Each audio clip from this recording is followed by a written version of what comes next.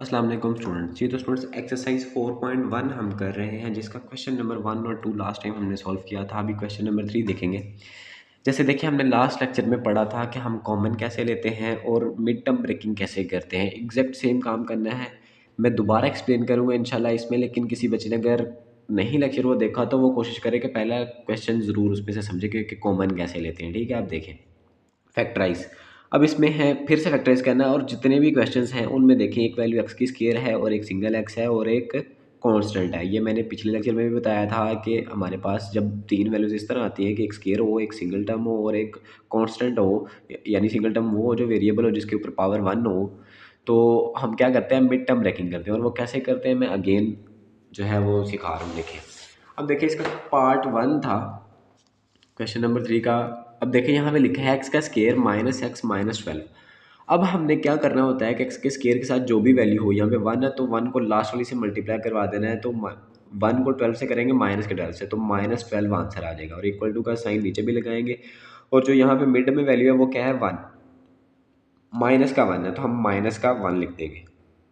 अब देखिए मैंने बोला था कि हमें दो ऐसी वैल्यूज़ चाहिए कि जिनको हम प्लस या माइनस करें तो -1 आए और उन्हीं दो को मल्टीप्लाई करें तो 12 आए। अगेन सुन लें, हमने क्या करना होता है कि एक्स के स्केयर की वैल्यू को लास्ट वाले से मल्टीप्लाई करवाना है और ऊपर लिख देना है इसको -12। और फिर जो मिड वाली वैल्यू है जो भी है माइनस की प्लस की वो हमने नीचे लिख देनी है। अब हमें दो ऐसे नंबर चाहिए कि उनको मल्टीप्लाई करें तो ऊपर वाला आए, प्लस या माइनस करें तो -1 आए। जैसे देखिए हम आपको अभी इसी के फैक्टर निकालते हैं, तो इसके फैक्टर आएंगे 3 और 4। ठीक है, अब देखें 3 और 4 क्या कर रहे हैं। अब ये अक्सर बच्चे कह रहे होते हैं कि ये सर फैक्टर कैसे निकलेंगे, तो फैक्टर कैसे निकलते हैं, अभी मेरे पास कैलकुलेटर नहीं है, कैलकुलेटर के ऊपर इजीली निकल आते हैं, लेकिन मैं आपको इसका एक और तरीका है, मैं आपको वो भी बता देता हूँ। जैसे देखें कि क्या करना है। अब देखिए जो 12 है ना, हम 12 को लेंगे इधर और इसके एलसीएम फैक्टर निकालेंगे। 2 6 ज़ा, 2 3 ज़ा और 3 1 ज़ा। आपने कोशिश करनी है ये जितने भी फैक्टर निकालने ना इनमें से दो फैक्टर बनाने हैं। अब जैसे मैं लेट्स सपोज के 3 को 2 से मल्टीप्लाई करवा दूँ, एक 2 कर दूँ, तो क्या बनेंगे 6 × 2। ये दो फैक्टर निकला है, इनको मल्टीप्लाई करके चेक करूँगा कि ये ऊपर वाला बना कि नहीं बना। ये दो नंबर चाहिए था ना हमें मल्टीप्लाई करके, ऊपर वाला तो बन रहा है, 6 2 ज़ा 12 तो बन जाएगा, लेकिन क्या नीचे वाला बन रहा है, नहीं। मैं पेयर चेंज करूँगा, इसको 2 को 2 के साथ कर दूंगा तो 4 आ जाएगा, डॉट नीचे वाला 3 है।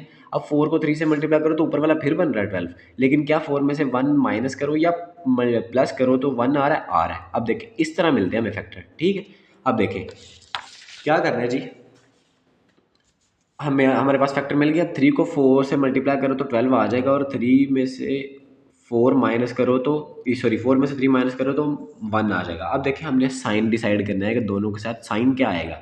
अब अगर मैं देखूँ माइनस का साइन अगर मैं 3 के साथ ले लूँ, ठीक है, दोनों के साथ, अब याद रखिएगा जो साइन ऊपर आएंगे वही नीचे भी आएंगे।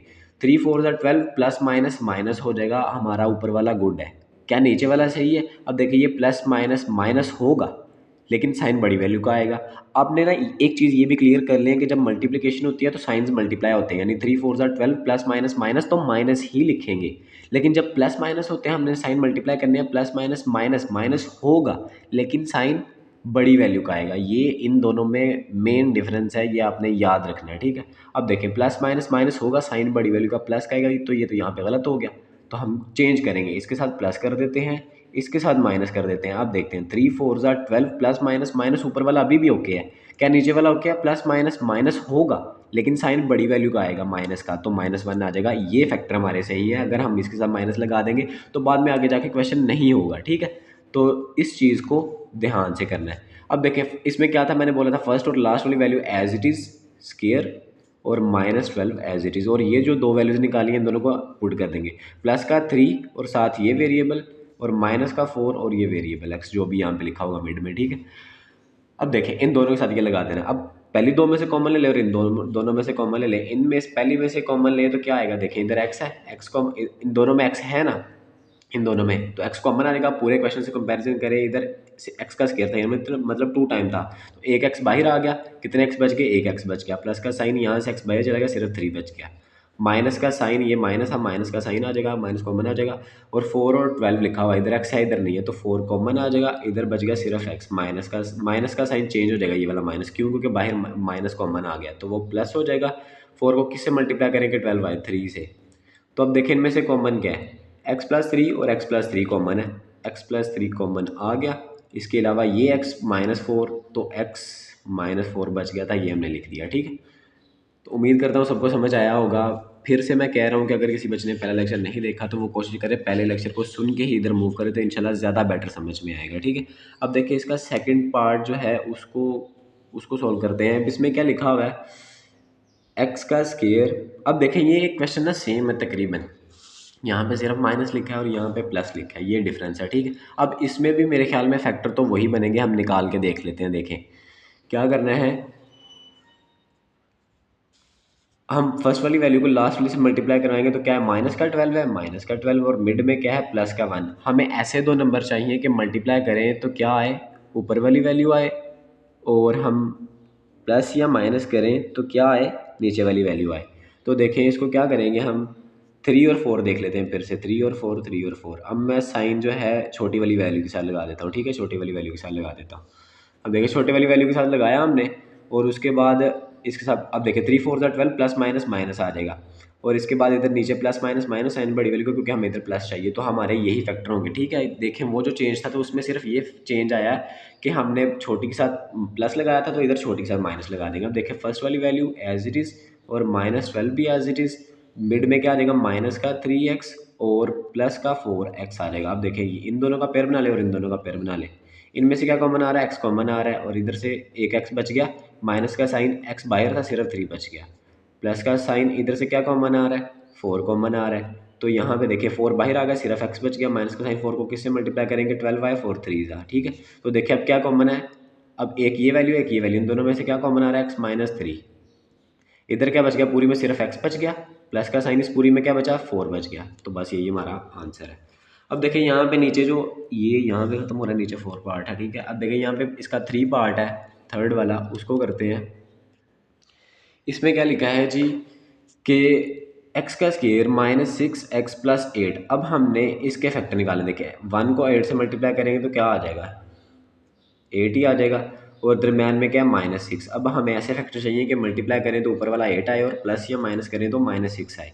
तो ऐसे कौन से फैक्टर हैं, देखें आपने फिर से एलसीएम लेना साइड पे, तो क्या है देखें, 2 4 ज़ा और 2 2 ज़ा और 2 1 ज़ा। ठीक है, अब देखें तीनों सेम है तो कोई भी ये दो कर रहे हैं, 4 और 2। देखो 4 को 2 से मल्टीप्लाई करेंगे तो 8 आएगा, 4 में 2 ऐड करेंगे तो 6 आ जाएगा। अब देखें 4 और 2 तो हमें मिल गए, अब साइन डिसाइड कर लें, ऊपर वाले के साथ प्लस है और नीचे वाले के साथ माइनस है।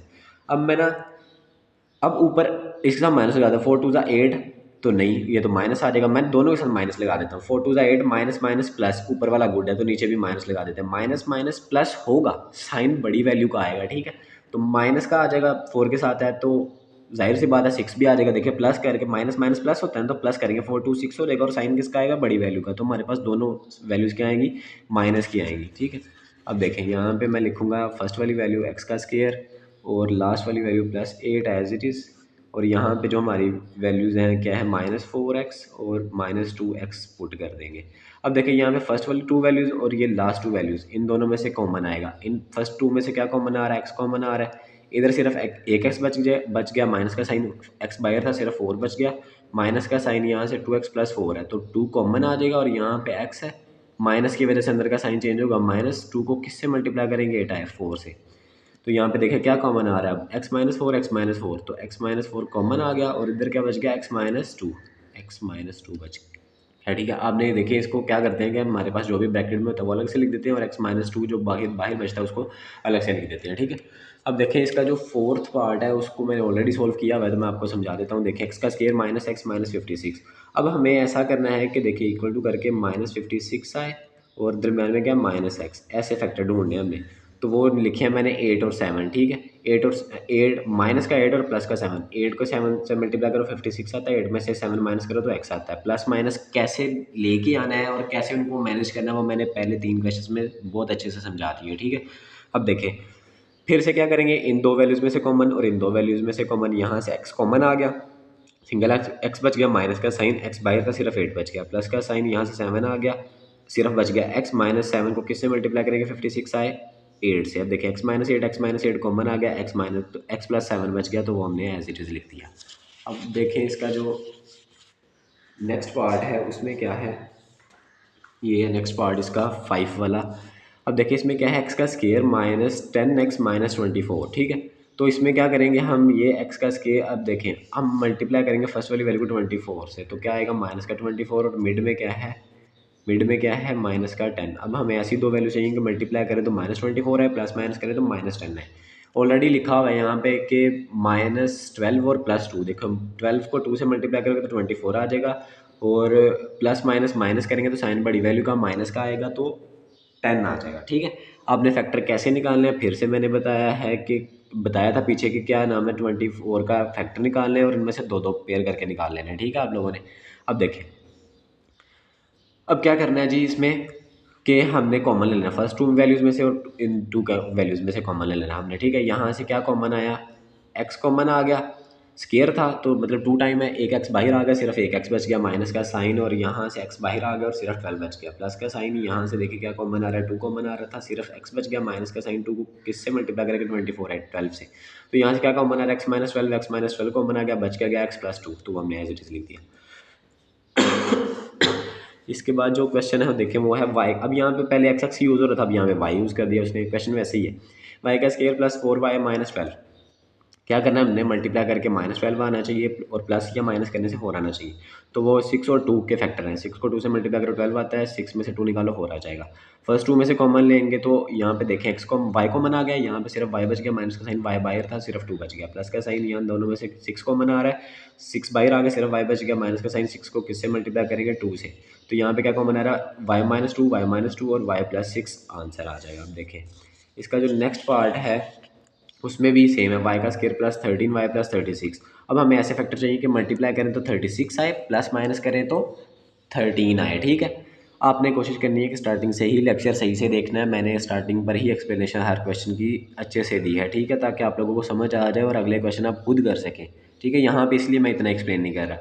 तो यहाँ पे देखें हमने फैक्टर निकालिए 9 और 4, तो ये अब देखें इन दोनों में से कॉमन लेंगे और इन दोनों में से कॉमन लेंगे, यहाँ से कॉमन आ रहा है वाई, और यहाँ पे सिर्फ वाई बच गया क्योंकि एक वाई बाहर आ गया, प्लस का साइन वाई बाहर था, सिर्फ 9 बच गया, प्लस का साइन इन दोनों में से क्या बच गया 4, और इधर सिर्फ वाई, प्लस का साइन 4 को 9 से मल्टीप्लाई करो तो 36, ठीक है।